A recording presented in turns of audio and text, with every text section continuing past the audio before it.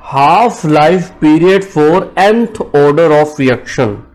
Half life period nth order of reaction के लिए कल मैंने होमवर्क दिया था बच्चों आपको, तो काफी बच्चों ने इसका आंसर सही बताया है। nth ऑर्डर ऑफ रिएक्शन के लिए half life period, how to calculate half life period for nth order of reaction, यानी nth कोटि की अभिक्रिया के लिए अर्ध आयु काल की गणना कैसे करें। अब हम बात करने जा रहे हैं। Good morning all of you. Good morning BSc BEd second year medical and non medical student and BSc first year medical and non medical student. काफी बच्चों ने इसका होमवर्क दिया मुझे करके। मैंने कल एक होमवर्क दिया था आपको half life period for nth order of reaction के लिए, जो अभी मैं आपको इसको सॉल्व करके बता रहा हूं। बच्चों इसको मैच कर लो साथ के साथ।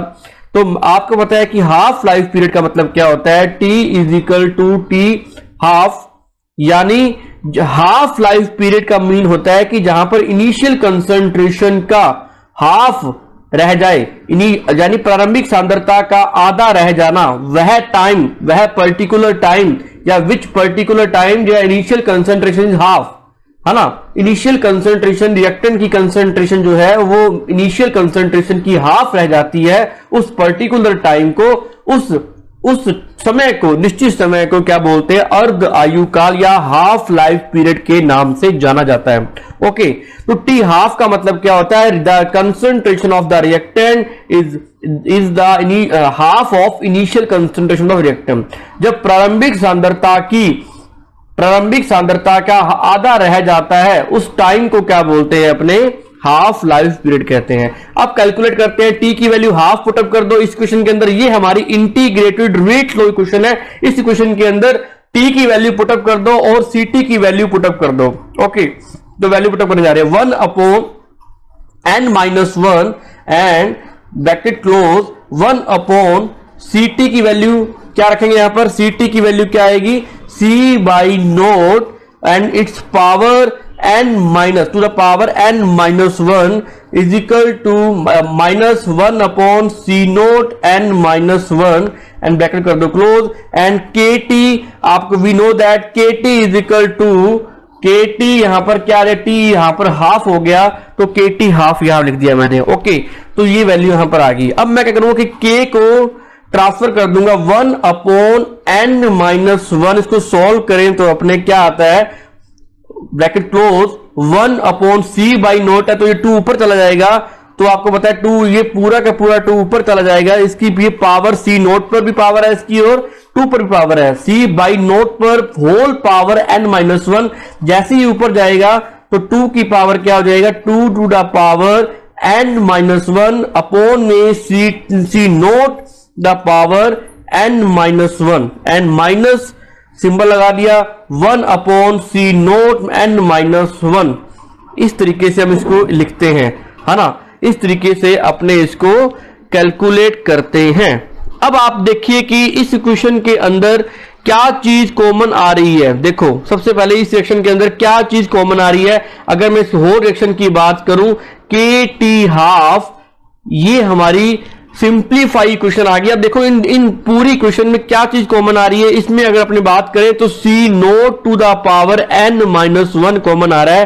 सी naught to the power n minus 1, ये देखो C naught to the power n minus 1 common आ रहा है और इसको अपने कॉमन ले लेंगे। और टी हाफ को मैं इस तरफ ले आया, टी हाफ, और के को मैंने उस तरफ क्या कर दिया, रिप्लेस कर दिया 1 अपॉन n माइनस 1। के को मैं इस तरफ ले आया था, ये देखो के मैं इस तरफ ले आया। ओके, तो के आ गया। अब मैंने क्या किया, C naught to the power n minus 1 को मैंने कॉमन ले लिया। कॉमन लेते ही क्या बच गया, यहां पर कॉमन लेते ही क्या बच गया, 2 to the power n minus 1 and minus 1। ये हमारी फाइनल इक्वेशन आ गई 2 to the power n minus 1, और ये अपनी फाइनल फॉर्म आ गई 2 to the power n minus 1 in mine. अगर मैं इस पूरी इक्वेशन को कंक्लूड करूं, पूरी इक्वेशन की समीकरण का निष्कर्ष निकालूं, तो मुझे यहां क्या दिख रहा है कि यहां टी हाफ जो है वो इनवर्सली प्रोपोर्शनल आ रहा है। T half is inversely proportional to the 1 upon C naught n minus 1, यानी C naught to the power n minus 1 के इनवर्सली प्रोपोर्शनल आता है। और यही हमने सबसे पहले टी हाफ और nth ऑर्डर ऑफ रिएक्शन के लिए एक रिलेशन हमने पहले निकाला था प्रीवियस लेक्चर के अंदर कि टी हाफ जो होता है, अगर nth ऑर्डर की बात करें, nth ऑर्डर के लिए टी हाफ निकाले तो ये जो आता है ये इनवर्सली प्रोपोर्शनल होता है initial concentration to the power n-1 के। तो ये हमने कैलकुलेट की वैल्यू, इसको सॉल्व कर लिया बच्चों। अगर तुम्हें यहां विजिबल हो रहा है तो ठीक है, नहीं तो मैं आगे आपको इस इक्वेशन को पूरा का पूरा होल इक्वेशन को यहां पर उतार देता हूं। मैंने कैसे कैलकुलेट किया, T half is equal to 1 upon n-1, के को मैं यहां ले आया था 1 अपॉन के की फॉर्म में आ गया, and 1 upon C note n-1 को मैंने कॉमन ले लिया एंड ये आ गया 2 to the power n-1 and -1। तो इस तरीके से हमने इसको निकाल लिया था। ओके, ये हमने कैलकुलेट कर लिया था। और अब ओवरऑल देखें तो इस इक्वेशन को सिंपलीफाई करें तो हमें एक बात समझ में आती है, T half is inversely proportional to the C naught to the n-1 power to the power के क्या होता है, ये रिलेशन निकल के आता है। ये nth ऑर्डर के लिए हाफ लाइफ पीरियड है। ये हम इसको प्रूव कर चुके हैं, इसके बारे में हमने पहले भी पढ़ चुके हैं। जिन बच्चों ने किया है इसको मैच कर लो बच्चों, जो मैंने करवाया आपको half life period for nth order of reaction. ये हुई हमारी बात कंप्लीट। जिन बच्चों ने होमवर्क कंप्लीट किया था उनकी बात कर रहा हूं, वो इस इक्वेशंस को मैच कर लेंगे। ओके बच्चों, मैं चलता हूं आगे। तो स्यूडो ऑर्डर ऑफ रिएक्शन के बारे में बात करने जा रहे हैं। नया टॉपिक जो अपना स्टार्ट हो रहा है उसका नाम है प्स्यूडो ऑर्डर और रिएक्शन, यानी छद्म कोटि की अभिक्रिया। नया टॉपिक शुरू होने जा रहा है बच्चों। ये टॉपिक काफी इंपॉर्टेंट है, हर बार एग्जाम में आता होता है। छद्म कोटि की अभिक्रिया, छद्म कोटि की अभिक्रिया, हिंदी में क्या बोलते हैं इसको, छद्म कोटि की अभिक्रिया यानी प्स्यूडो ऑर्डर ऑफ रिएक्शन। अब इसका नाम प्स्यूडो क्यों रखा गया, इससे क्या डेफिनेशन है उसके बारे में बात करने जा रहे हैं। अब मैं सिंपल सी बात करता हूं कि ऐसी रिएक्शन जो दिखने में तो फर्स्ट ऑर्डर नहीं है लेकिन वो फर्स्ट ऑर्डर होती है, ऐसी रिएक्शन जो होती है ना उसको बोलते हैं pseudo order first order of reaction. Pseudo first order of reaction, हमारा टॉपिक का नाम क्या एक्चुअल में, pseudo first order of reaction, जो कि ना दिखने में तो क्या लगती है, फर्स्ट ऑर्डर नहीं लगती। फर्स्ट ऑर्डर का मतलब होता है जिसका n की वैल्यू 1 होती है, उसको बोलते हैं फर्स्ट ऑर्डर ऑफ रिएक्शन। दिखने में तो हमें को वो क्या लगती है, दिखने में तो हमें वो फर्स्ट ऑर्डर नहीं नजर आती, हमें वो सेकंड ऑर्डर ऑफ रिएक्शन आती है नजर, लेकिन वो वास्तव में वो जो उसकी अभिक्रिया की कोटि है वो ऑर्डर ऑफ रिएक्शन है, n=1 होता है। इट मीन वो ऑर्डर ऑफ रिएक्शन उसका 1 होता है, लेकिन दिखने में अगर आप केमिकल रिएक्शन को वॉच करें तो आपको लगेगा कि ये सेकंड ऑर्डर ऑफ रिएक्शन है, लेकिन ऐसा होता नहीं है। इस टाइप की रिएक्शन जो होती है प्स्यूडो ऑर्डर के अंदर आती है। मैं आपको एक एग्जांपल देता हूं बच्चों, एक एग्जांपल से समझते हैं अपने, आपको प्रॉपर्ली इसके नोट्स भी दूंगा। CH3COO2H5 ये एक एस्टर है, इसको बोलते हैं एस्टर, है ना। हम अपने एस्टर का एग्जांपल लेते हैं। एस्टर के साथ मैं अब काफी अमाउंट में वाटर कंटेंट मिला देता हूं, उसको पानी घोल देता हूं, काफी पानी मिला देता हूं। जब मैं एस्टर के साथ एक्सेस अमाउंट ऑफ वाटर यानी अत्यधिक मात्रा में पानी लेता हूं, है ना, तो इसकी रिएक्शन करवाता हूं तो क्या बनता है बच्चों, CH3COOH C2H5OH क्या बनता है, एक तो बनता है अपना एसिटिक एसिड बनता है, एक बनता है एथिनल बनता है, एथिनल यानी एक तो बनता है अल्कोहल और एक बनता है अपना ये वाला एसिटिक एसिड। बच्चों बात करें तो इसका क्या चेक किया गया, ये दिखने में तो लग रहा है कि 1 और 2, दिखने में तो हमें लगता है कि this type of second order of reaction, लेकिन जब एक्सपेरिमेंटली चेक किया गया तो ये निकल के आई first order of reaction. Experimentally इसकी वैल्यू n=1 आई। ऐसा क्यों हुआ उसके बारे में बात करने जा रहे हैं बच्चों। होता क्या है, एक बात और बता दूं, इसकी अगर मैं इसकी मॉलिक्युलरिटी की बात करूं तो मॉलिक्युलरिटी क्या आती है, इसकी अनुसंख्यता क्या आती है बच्चों, इसकी जो अनुसंख्यता आती है वो 2 आती है। इसकी मॉलिक्युलरिटी तो क्या है 2 है बच्चों, लेकिन इसकी ऑर्डर ऑफ रिएक्शन 1 आता है। ऐसा क्यों, एक्सपेरिमेंटली चेक किया गया, ऐसा क्यों होता है। ये कहता है कि ना वाटर जो है ना, वाटर वो अपने एक्सेस अमाउंट में लेने के बावजूद भी इसकी कंसंट्रेशन पे कभी भी ये केमिकल रिएक्शन डिपेंड नहीं करती, ओनली और ओनली एस्टर पे डिपेंड करती है। बच्चे कहेंगे सर ऐसा क्यों हो रहा है, कोई रीजन बताओ। हमें ये बात समझ में नहीं आई, कोई दिक्कत नहीं है, समझ में नहीं आई तो बच्चे कहते हैं कि सर ऐसा क्यों होता है कि ये जो आपने बात बताई है कि only in which reaction the concentration of the reactant यानी the rate of reaction only depend upon the concentration of the reactant CH3 COO C2H5। मतलब अगर मैं बात करूं रेट की बात करूं, rate of reaction is directly proportional to the CH3 COO C2H5 the हो इट्स पावर 1 के क्या होता है, डायरेक्टली प्रोपोर्शनल होता है। यानी H2O की कंसंट्रेशन पे डिपेंड नहीं करता। हालांकि मैं H2O को एक्सेस अमाउंट में ले रहा हूं और H2O इन्वॉल्व भी हो रहा है इस रिएक्शन के अंदर, फिर भी हम H2O को काउंट क्यों नहीं करते? H2O की कंसंट्रेशन पे डिपेंड क्यों नहीं करता रेट ऑफ रिएक्शन? वाई? ये क्वेश्चन दिमाग में उठता है कि हमें ये कैसे समझे कि H2O की कंसंट्रेशन यानी वाटर जो मैंने एक्सेस अमाउंट में लिया है उस पर क्यों नहीं डिपेंड करता? बच्चों पहली बात सुन लो, वाटर जो होता है ना, वाटर ये आप एक्सेस अमाउंट में जितना मर्जी ले लो, इसकी हमेशा एक्टिविटी जो होती है, इसकी एक्टिविटी हमेशा 1 ली जाती है। एक्टिविटी मतलब होता है एक्टिविटी का मतलब एक प्रकार की ये कंसंट्रेशन की टर्म है, इसकी कंसंट्रेशन हमेशा 1 लेते हैं, एक्टिविटी हमेशा 1 लेते हैं, जो कि एक कांस्टेंट वैल्यू होती है। पहली बात तो ये सर कोई लॉजिकली बात नहीं की आपने, तो अपने लॉजिकली बात करते हैं। बच्चों आपको एग्जांपल देता हूं मैं, एक सिंपल सी बात है ना, ये आपने नोट कर लिया, आपको एग्जांपल देता हूं मैं, सिंपल सी बात है। ओके, एक बात करते हैं, मैंने क्या किया, घर में चाय बनाई, ठीक है। हमारे घर में क्या हुआ कि 100 गेस्ट आए हुए टोटल, कोई ना कोई पार्टी है और उसके अंदर 100 गेस्ट आए हुए हैं, और हमने क्या किया कि हमारे पास ना 500 केजी चीनी पड़ी है, यानी आधा क्विंटल, हाफ क्विंटल चीनी पड़ी है, ठीक है। और हमारे पास जो है 1 केजी दूध पड़ा है, क्या पड़ा है, 1 केजी मिल्क पड़ा है, 1 केजी मिल्क। 500 किलो चीनी से तो आप 100 गेस्ट को आराम से चाय बना करके दे सकते हो, कोई दिक्कत नहीं आएगी आपको, क्योंकि हमारे पास 500 किलो चीनी पड़ी है, 500 किलो शुगर पड़ी है, तो हमें कोई प्रॉब्लम नहीं आएगी उनको चाय पिलाने के लिए।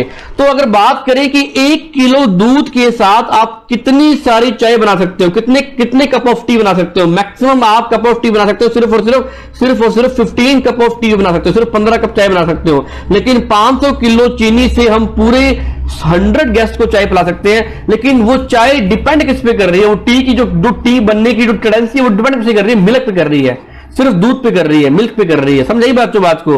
तो इसका मतलब ये दूध जो है ना, एक प्रकार का लिमिटिंग फैक्टर है कि जितना अपने पास दूध होगा उतनी चाय बनेगी। ऐसा तो है नहीं कि आप बिना दूध के चाय बनाकर दे दोगे उसको, है ना, बिना दूध के आप उसको चाय बना करके नहीं दे सकते, चाहे आपके पास चीनी 1 क्विंटल हो, चाहे आपके 2 क्विंटल हो। लेकिन चीनी का यूज सिर्फ दूध के हिसाब से होगा, मिल्क के हिसाब से होगा। इसका मतलब चाय बनानी है तो आपको मिल्क चाहिए, जो कि हमारे पास 1 किलो ही है, 1 केजी है। It is behave as limiting reagent, यानी एक सीमांत अभिकारक के रूप में काम करेगा। इसका मतलब चाय बनाने के लिए मेन कंसंट्रेशन डिपेंड कर रही है, दूध पे डिपेंड कर रही है, चीनी पे डिपेंड नहीं कर रही। चीनी 1 किलो दूध के लिए हमें चीनी कितनी चाहिए, सिर्फ और सिर्फ कोई 200 ग्राम्स। 200 ग्राम्स का मतलब होता है काफी less amount of sugar use, मतलब बहुत कम अमाउंट के अंदर, कम मात्रा के अंदर शुगर का यूज हो रहा है। तुम बच्चों बात समझ पा रहे हो ना कि यहां पर देखा जाए तो द कंसंट्रेशन ऑफ टी, जो चाय बनाओगे आप, इसकी जो रेट ऑफ रिएक्शन है ROR of T, rate of reaction, अभिक्रिया की दर, चाय बनने की दर कभी भी इस पर निर्भर नहीं करेगी चीनी पर, क्योंकि चीनी तो हमें रिक्वायर्ड ही नहीं है इतनी, चीनी की तो बड़ी लेस अमाउंट रिक्वायर्ड है। मैं बोलता हूं कि सिर्फ 200 ग्राम, 200 ग्राम कितना होता है, मतलब आप ये मान लो कि 200 ग्राम तो बहुत कम होता है।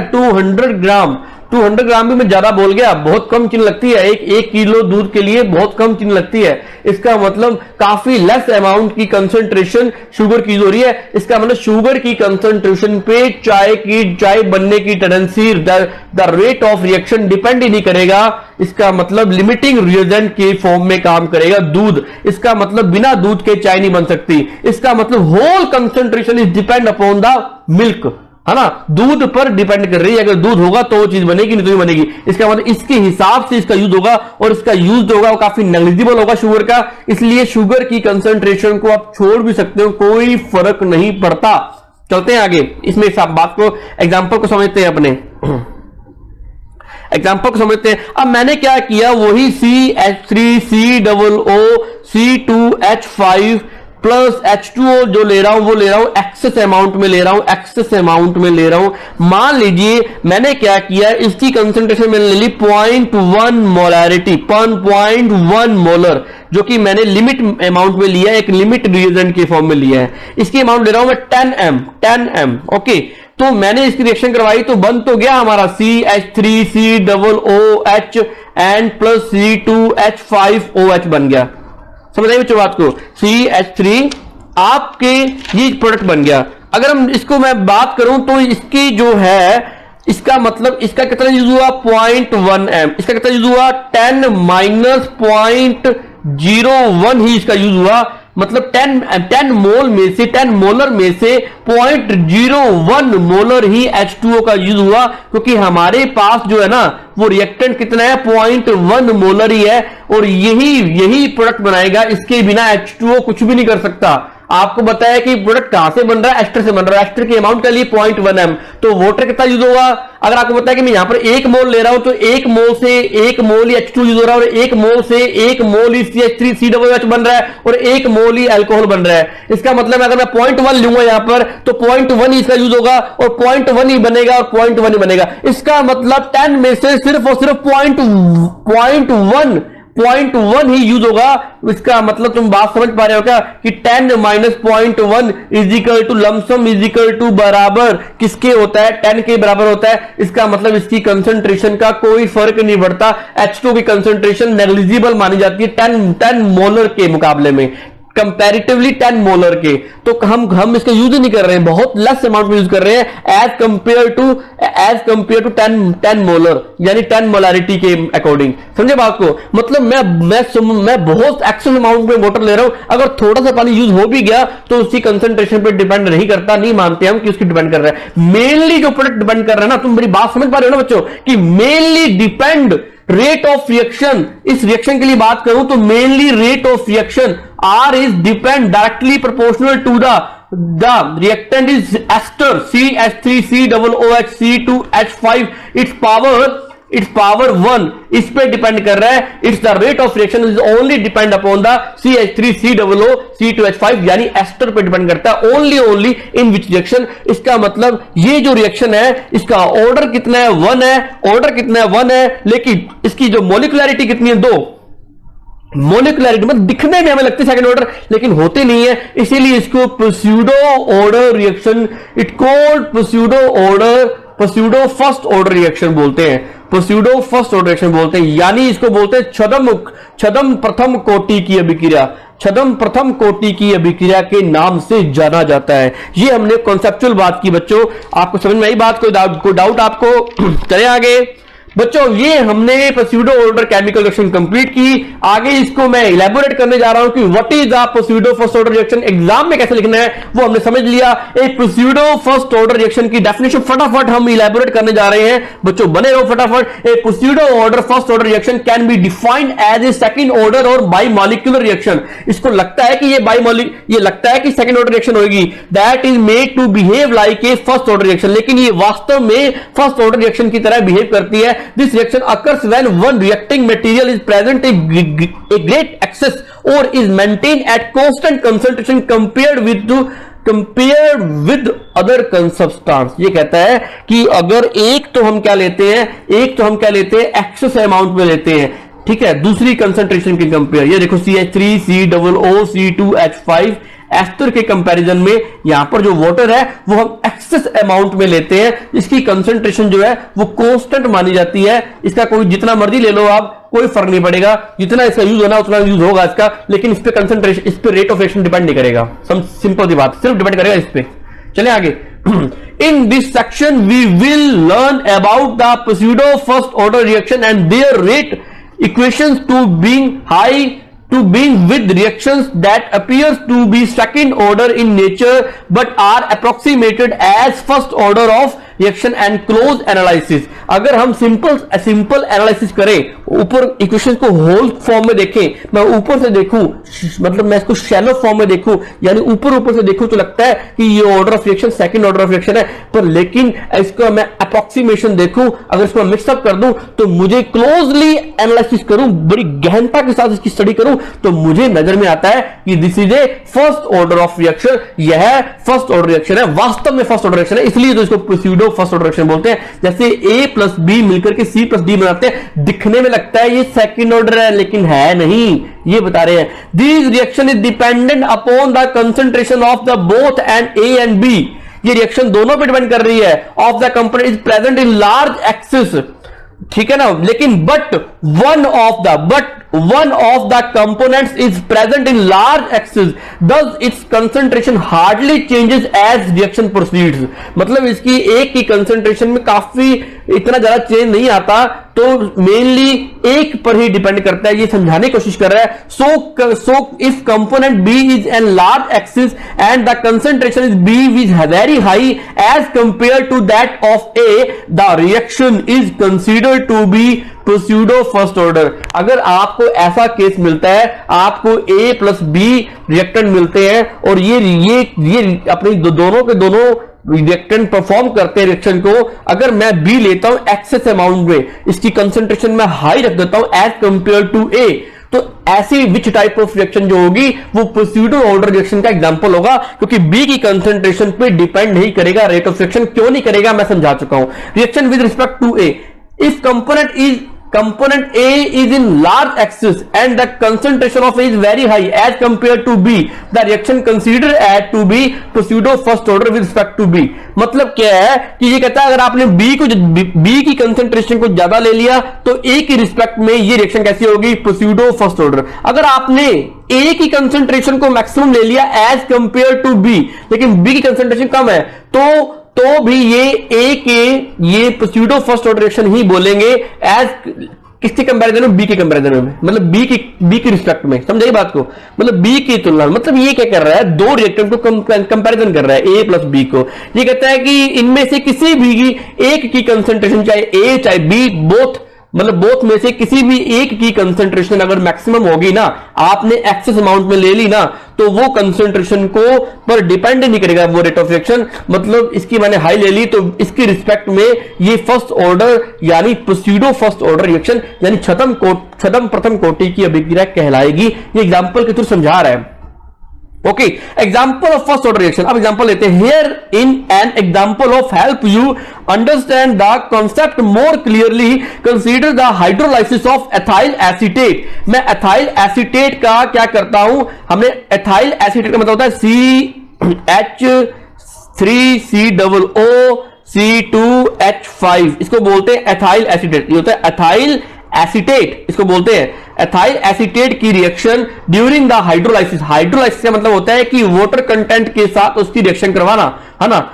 The concentration of ethyl acetate is 0.02 मोल। मैं बहुत ही लेस अमाउंट में ले रहा हूं, मोल पर लीटर बनता है 0.02 मोलर, यानी इसकी कंसेंट्रेशन ले रहा हूं 0.02 मोलर यानी mole per litre. Where as the amount of water is 20 mole per litre. मैं ले रहा हूं इसकी 20 m। इसका कितना लेस अमाउंट में ले रहा हूं, ये कितनी लेस अमाउंट में लिया है मैंने, ये कितनी एक्सेस अमाउंट में लिया है, बहुत ज्यादा।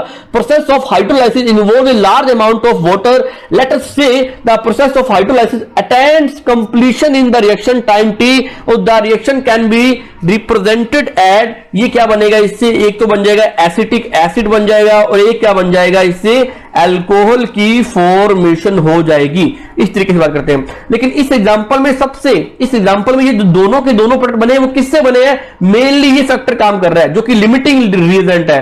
तो लिमिटिंग रिएजेंट में इसकी वाटर की कंसंट्रेशन का काफी लेस यूज हो रहा है एज कंपेयर टू 20 मोलर। समझे बात को, तो 20 मोलर कंसंट्रेशन के कंपेयर में काफी कम यूज कर रहे हैं, 0.02 यूज कर रहे हैं। तो 0.02 जो है ना, अगर मैं 20 में से माइनस करूं 0.02 तो इसको बोल सकता हूं कि अप्रोक्सीमेटली 20 m के इक्वल है। मतलब H2 की कंसंट्रेशन पे रेट ऑफ रिएक्शन डिपेंड नहीं कर रहा, only this type of reactant पे ही क्या कर रहा है, रेट ऑफ रिएक्शन डिपेंड कर रहा है।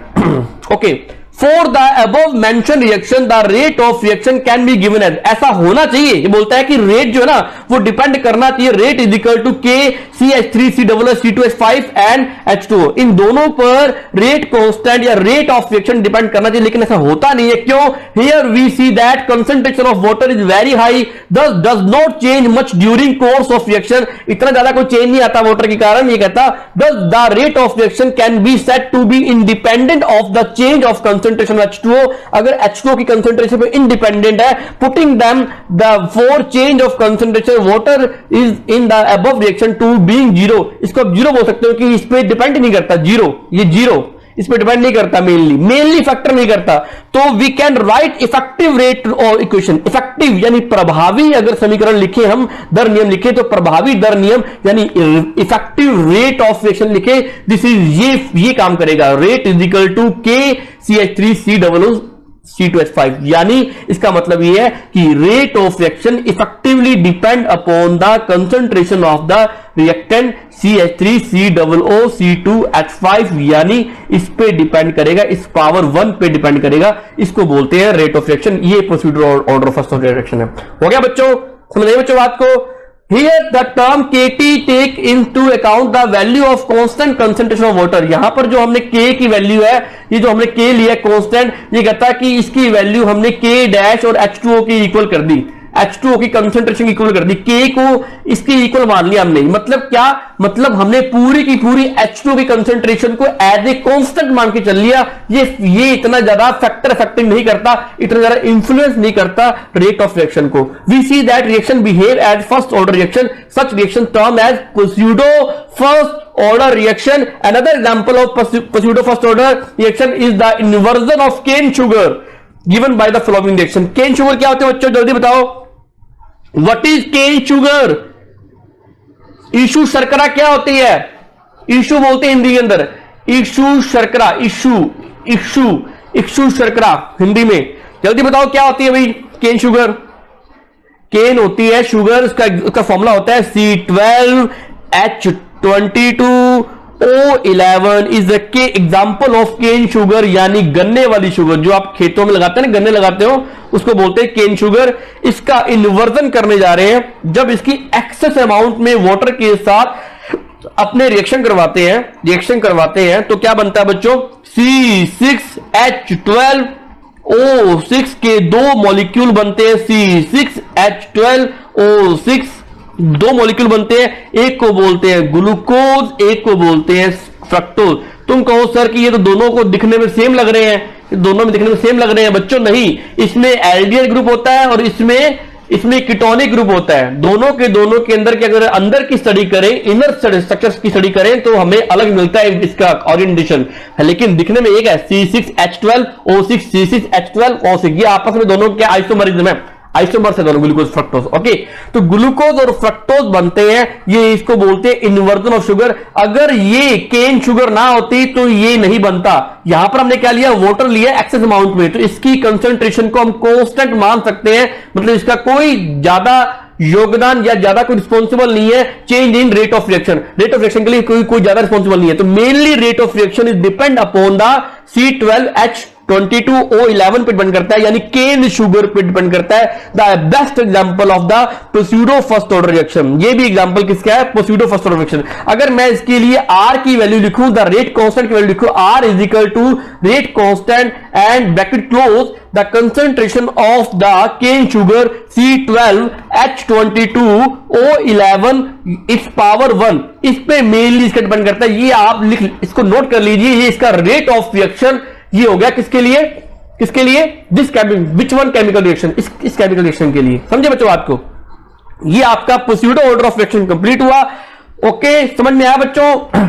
बच्चे कहेंगे सर हिंदी वाला को कुछ करवाया नहीं आपने, तो प्रॉपरली बच्चों मैंने हिंदी मीडियम में भी नोट्स प्रिपेयर किए हैं और इंग्लिश मीडियम में भी नोट्स प्रिपेयर किए हैं। किसी को कोई दिक्कत नहीं आने देंगे, सब काम बढ़िया करेंगे अपने। छदम कोटि की अभिक्रिया, छदम एका अणु की भी अभिक्रिया बोलते हैं, वे अभिक्रिया जो प्रकृति में तो द्वितीय कोटि की प्रतीत होती है, लेकिन अध्ययन से यह पाते हैं कि वह प्रथम कोटि की अभिक्रिया है। ऐसी अभिक्रियाओं को ही छदम कोटि की अभिक्रिया कहते हैं, जो दिखने पर तो अलग कोटि की दिखती है लेकिन अन्य कोटि की होती है। कुछ अभिक्रिया ऐसी होती है जिनमें अभिकारक तो दो होते हैं, लेकिन अभिक्रिया की कोटि केवल एक क्रिया कारक की सांद्रता पर निर्भर करती है। बच्चों दोनों मीडियम वाले बच्चों, दोनों मीडियम में बातों को सुना करो, हिंदी मीडियम में भी और इंग्लिश मीडियम में। मैंने प्रॉपर्ली नोट्स बनाए हैं, आपको कहीं भी जाने की जरूरत नहीं है, प्रॉपर्ली यहां से नोट्स बनाओ और काम करो। नहीं तो स्क्रीनशॉट ले लो, कोई दिक्कत नहीं है मुझे, स्क्रीनशॉट लो और नोट्स बनाओ, आपको टाइम वेस्ट नहीं करना। जैसे मान लीजिए एक निम्न अभिक्रिया संपन्न हो रही है,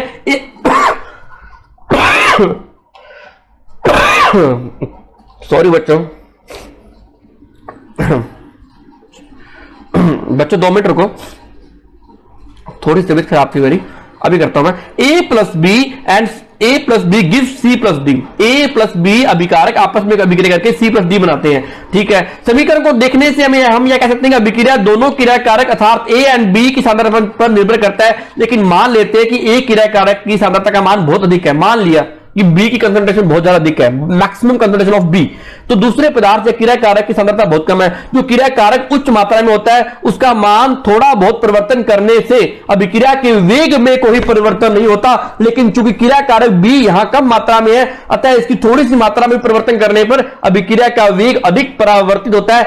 अतः अभिक्रिया में 2 क्रिया कारक, लेकिन अभिक्रिया का वेग केवल एक क्रिया कारक की सांद्रता पर निर्भर करता है, इसलिए इस अभिक्रिया को प्रथम कोटि की अभिक्रिया कहते हैं। ये कहता है कि ए प्लस बी लिया, अगर मैंने बी ले लिया एक्सेस अमाउंट में, ए लिया लेस अमाउंट में, मान लीजिए ए बी की मात्रा मैंने जल्दी ज्यादा और ए लिया मैंने बहुत ज्यादा कम अमाउंट में, तो जो प्रोडक्ट बनेगा सी प्लस डी वो डिपेंड करेगा ए की सांद्रता पे, बी की पे नहीं करेगा। समझ नहीं बच्चों बात, ये मैं पहले एग्जाम्पल तुम्हें समझा चुका हूं। एग्जाम्पल लेते हैं एस्टर का अम्लीय जल अपघटन अभिक्रिया। एस्टर का मतलब क्या होता है, CH3COO की रिएक्शन हम कराते हैं H2 के साथ, बनता क्या है बच्चों, CH3COOH एंड प्लस क्या बनता है, C2H5OH, अल्कोहल बनता है। तो इसमें ये वाली अमाउंट हमने क्या ली थी 0.02, ये क्या ली थी हमने 20 मोल। ये हम सारी बातें मैं तुम्हें समझा चुका हूं पहले कि ये मैंने लिया लेस अमाउंट में, ये लिया मैंने बहुत लार्ज अमाउंट में, एक्सेस अमाउंट में, अधिक मात्रा में लिया, तो लेकिन रेट ऑफ रिएक्शन जो है डिपेंड करेगा इस पे करेगा। क्यों करेगा, सारी बातें मैं समझा चुका हूं, है ना, मेनली इस पे डिपेंड करेगा, इस पे नहीं करेगा, क्योंकि ये आप बहुत एक्सेस अमाउंट में ले रहे हो, इसको आप कांस्टेंट भी मान सकते हो, नियत भी मान सकते हो। समझे बच्चों बात को, तो ये पता लग गया आपको। चलो आगे मैं इलैबोरेट कर रहा हूं हिंदी में। अतः इस अभिक्रिया में हम देख सकते हैं कि इसकी आणविकता 2 है, इसलिए अभिक्रिया से इस अभिक्रिया का वेग CH3COO C2H5 की सांद्रता पर निर्भर करना चाहिए, लेकिन वास्तविकता में ऐसा होता नहीं है, क्योंकि इस अभिक्रिया में जल को अधिक्य में लिया जाता है, इसलिए इस अभिक्रिया का वेग जल की सांद्रता परिवर्तन से बहुत कम या नगण्य प्रभावित रहता है। मतलब इस अभिक्रिया का वेग जल की सांद्रता पर निर्भर नहीं करता, इसलिए हम यह कह सकते हैं कि अभिक्रिया का वेग केवल और केवल CH3COO C2H5 पर केवल इसकी सांद्रता पर निर्भर करता है। इस अभिक्रिया को छद्म एकाअणुक अभिक्रिया, छद्म प्रथम कोटि की अभिक्रिया कहते हैं। ओके, जो बच्चे अभी जुड़े उनको बता दूं कि ये लेक्चर जब तक आप प्रीवियस शुरू से नहीं लगाओगे तब तक आपको समझ में नहीं आएगा, क्योंकि मैं कर रहा हूं इलैबोरेट, हिंदी को समझा रहा हूं हिंदी में। मैं पहले सारी बातें समझा चुका हूं कि कैसा, क्यों, वाई, सब रीजन दे चुका हूं मैं। ओके, तो ये हमारी लास्ट लाइन आ चुकी है। अतः हम कह सकते हैं कि वे अभिक्रियाएं जिनकी कोटि कुछ और प्रतीत होती है, लेकिन वास्तविकता में इनकी कोटि प्रथम कोटि की होती है, ऐसी अभिक्रियाओं को छद्म प्रथम कोटि की अभिक्रिया यानी प्रोसीडो फर्स्ट ऑर्डर रिएक्शन के नाम से जाने जाते हैं। एक आप सेकंड एग्जांपल में हिंदी वालों नोट कर लो, C12H22O11H2O की रिएक्शन करवाने पर क्या बनता है, C6H12O6 प्लस C6H12O6, इसको बोलते हैं ग्लूकोज और इसको बोलते हैं अपने फ्रक्टोज। क्या बोलते हैं बच्चों, फ्रक्टोज। ये क्या है, इसको हिंदी में ग्लूकोज बोलते हैं, इसको इंग्लिश में हिंदी में क्या बोलते हैं, फ्रक्टोज बोलते हैं। ये क्या आपका शुगर केन यानी इक्षु शर्करा यानी गन्ने वाली शर्करा, इक्षु शर्करा, नोट कर लो बच्चों इसको। और ये क्या है, प्रतिलोम हो रहा है, प्रतिलोम बोलते हैं इसको, इन्वर्जन को क्या बोलते हैं, प्रतिलोम, इन्वर्जन हो जाना। बच्चों ये प्रोसीडो ऑर्डर ऑफ रिएक्शन कंप्लीट हुई, छद्म प्रथम कोटि की अभिक्रिया कंप्लीट हुई। कोई डाउट हो तो बताओ फटाफट, लेक्चर करने जाने कंप्लीट, इतना ही आएगा इसमें, बस आपने 2 एग्जांपल देने हैं, इसकी डेफिनेशन को समझाना है। मैंने पूरा हिंदी मीडियम इंग्लिश मीडियम दोनों लैंग्वेज में समझा दिया बच्चों। कोई डाउट हो प्रॉपरली एक बात समझा दी बच्चों, हिंदी वाले को बात समझा दूं, ये वाली बात आप भी नोट करना कि रेट इज अभिक्रिया की दर निर्भर करती है सिर्फ और सिर्फ दिस विच वन, इस रिएक्टेंट पे, इस अभिकारक पे डिपेंड करती है। हिंदी वाले भी नोट करना, सारे बच्चों आप नोट करना बातों को। ये सारी बातें मैं समझा चुका हूं, कोई भी डाउट हो तो आप मुझसे पूछ सकते हैं। अभी आपको टाइम है, मैं आपको क्लास का एंड करने जा रहा हूं, टाइम हो रहा है क्लास का। बच्चों सारे क्लास लगाया करो, कुछ बच्चे बाद में ऐड होते हैं, मैं सारी ऑब्जर्वेशन देख रहा हूं। मैं ईमानदारी से कह रहा हूं, पूरी की पूरी evaluation on the based on attendance. Attendance मैं बार बार बोलता हूं, अटेंडेंस कंपलसरी। अगर आपको दिक्कत आती है तो मुझे मैसेज करो कि सर आज मैं क्लास नहीं लगा रही, मुझे कोई दिक्कत नहीं है, मैं तुम्हें कभी कुछ नहीं कहूंगा, लेकिन मुझे पता होना चाहिए कि बच्चे क्लास लगा रहे हैं, क्लास नहीं लगा रहे। मैं पूरा का पूरा ऑब्जर्वेशन कर रहा हूं बच्चों, आपका नुकसान आने वाले टाइम में अगर क्लास नहीं लगाते हैं तो क्लास लगानी कंपलसरी है। ओके बाय बच्चों, थैंक यू, मिलते हैं कल फिर।